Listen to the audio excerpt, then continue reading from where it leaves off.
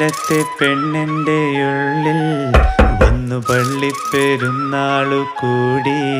പിന്നെ ആരാരും കാണാതെ നെഞ്ചിൽ മറന്നിട്ട തൂവാല വാങ്ങി. മാനത്തെ ചന്ദ്രന്റെ വീട്ടിൽ ചെന്നു പാതിര കല്യാണം കൊണ്ടാടി. വന്നു പാതിര കല്യാണം കൊണ്ടാടി.